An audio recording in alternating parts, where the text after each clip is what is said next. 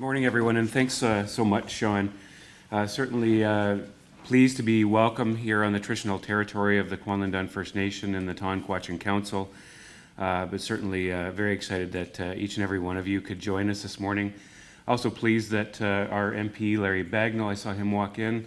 Larry, good morning and welcome, as well as my ministerial colleagues, Minister Cathers and Minister Taylor have joined us as well.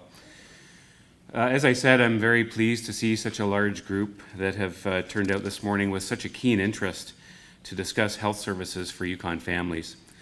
Now, there's no question in my mind that you're a very dedicated group of healthcare providers, clearly interested in the future of midwifery in Yukon, especially being the fact that you've given up your Sunday to be here for this symposium. So again, thank you. Midwifery has played an important role in Yukon's history. Furthermore, midwifery currently exists in both the traditional sphere and as part of a modern healthcare system, providing maternity or maternal and newborn support to women in Canada and, of course, internationally.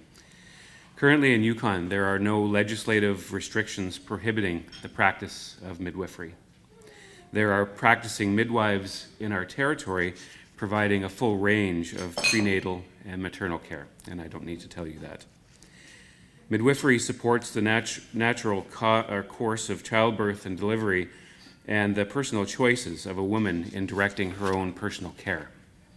It emphasizes low technology and little or no intervention as part of the birthing process, and it provides a continuity of care in which the individual is empowered to actively participate in all aspects of healthcare. Midwifery practice enables full family support and an enlarged circle of support for women and for their families.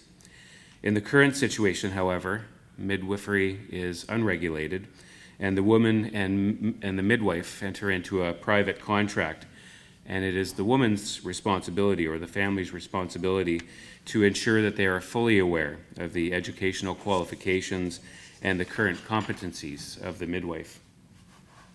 Midwifery practice currently operates outside of the formal Yukon healthcare system. As a result, many women who use the service of a midwife also choose to access a family physician in order to ensure that they receive the recommended prenatal screens, such as the 18-week ultrasound and the blood tests.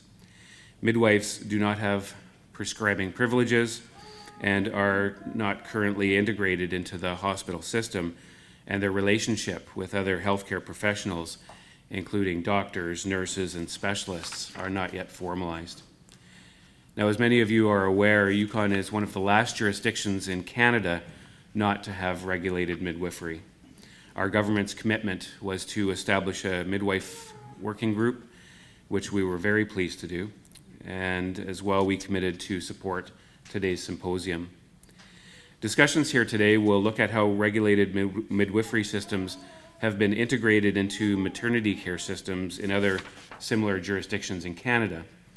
We've brought together midwifery experts who will share their experience in a number of key areas, such as models of care, scope of practice, regulations, collaborations, hospital integration, and other areas that Yukon and each and every one of us needs to take into consideration.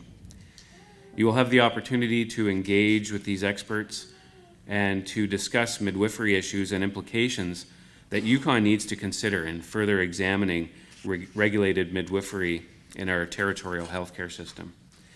Now, as you know, there's a full agenda ahead of you today and a serious challenge to make suggestions and to make recommendations on if and how Yukon should move forward. What happens here today will certainly become some of the data that the working group will take into consideration and in making informed recommendations to our government. Regulation of midwifery in Yukon is not a given. I fully expect the working group will review what happens here today, including issues, options, potential impacts, and the potential costs of regulating midwifery in our territory. So this is just the next step, and I know that you are very eager to get to it. Again, I'd like to thank all of you for coming out on a beautiful Sunday morning, and certainly I'm very much looking forward to learning more about the discussions that occurred here today. So thanks very much and have a great day.